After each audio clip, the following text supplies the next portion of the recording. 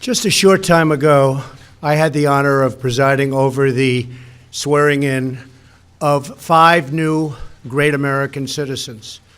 It was a beautiful ceremony and a moving reminder of our nation's proud history of welcoming legal immigrants from all over the world into our national family.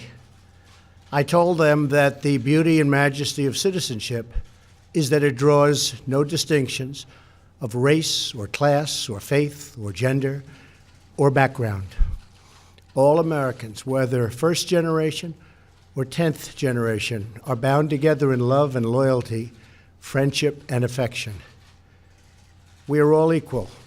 We are one team and one people proudly saluting one great American flag. We believe in a safe and lawful system of immigration, one that upholds our laws, our traditions, and our most cherished values. Unfortunately, our immigration system has been badly broken for a very long time. Over the decades, many presidents and many lawmakers have come and gone, and no real progress has been made on immigration. We are now living with the consequences, and they are tragic, brought about by decades of political stalemate, partisan gridlock, and national neglect. There is a humanitarian and security crisis on our southern border that requires urgent action. Thousands of children are being exploited by ruthless coyotes and vicious cartels and gangs. 1 in 3 women is sexually assaulted on the dangerous journey north. In fact, many loving mothers give their young daughters birth control pills for the long journey up to the United States because they know they may be raped or sexually accosted or assaulted. Nearly 50 migrants a day are being referred for urgent medical care. Vast quantities of lethal narcotics are flooding through our border and into our communities, including meth, cocaine, heroin, and fentanyl. Drugs kill 78,000 Americans a year and cost our society in excess of $700 billion. Heroin alone kills 300 Americans a week, 90% of which comes across our southern border. We can stop heroin. Illegal immigration reduces wages and strains public services. The lack of border control provides a gateway, a very wide and open gateway, for criminals and gang members to enter the United States, including the criminal aliens who murdered a brave California police officer only a day after Christmas. I've gotten to know and love angel moms, dads, and family who lost loved ones to people illegally in our country. I want this to end. It's got to end now. These are not talking points. These are the heartbreaking realities that are hurting innocent, precious human beings every single day on both sides of the border. As a candidate for president, I promised I would fix this crisis, and I intend to keep that promise one way or the other. Our immigration system should be the subject of pride, not a source of shame, as it is all over the world. Our immigration system should be the envy of the world, not a symbol of disunity and dysfunction. The good news is these problems can all be solved, but only if we have the political courage to do what is just and what is right. Both sides in Washington must simply come together, listen to each other, put down their armor, build trust, reach across the aisle, and find solutions. It is time to reclaim our future from the extreme voices who fear compromise and demand open borders, which means drugs pouring in, human trafficking, and a lot of crime. That is why I am here today to break the logjam and provide Congress with a path forward to end the government shutdown and solve the crisis on the southern border. If we are successful in this effort, we will then have the best chance in a very long time at real bipartisan immigration reform. And it won't stop here. It will keep going until we do it all. The proposal I will outline today is based on, first and foremost, on input from our border agents and Homeland Security professionals, and professionals they are. They know what they're doing. It is a compassionate response to the ongoing tragedy on our southern border. In recent weeks, we have met with large numbers of Democrat lawmakers to hear their ideas and suggestions. By incorporating the priorities of rank-and-file Democrats in our plan, we hope they will offer their enthusiastic support, and I think many will. This is a common-sense compromise both parties should embrace. The radical left can never control our borders. I will never let it happen. Walls are not immoral. In fact, they are the opposite of immoral because they will save many lives and stop drugs from pouring into our country.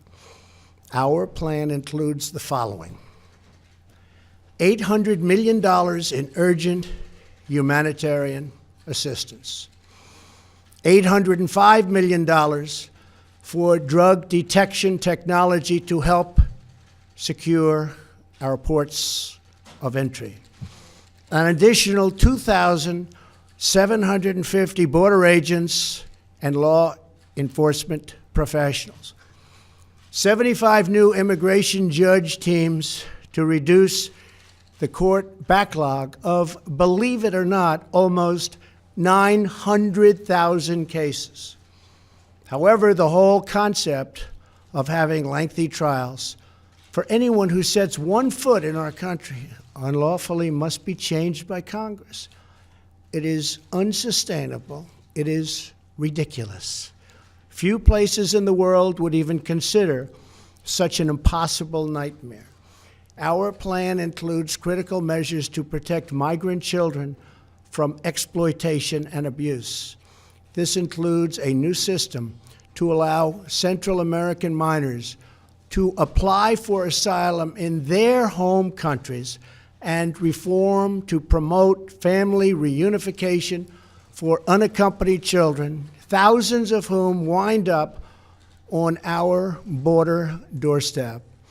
To physically secure our border, the plan includes $5.7 billion for a strategic deployment of physical barriers, or a wall.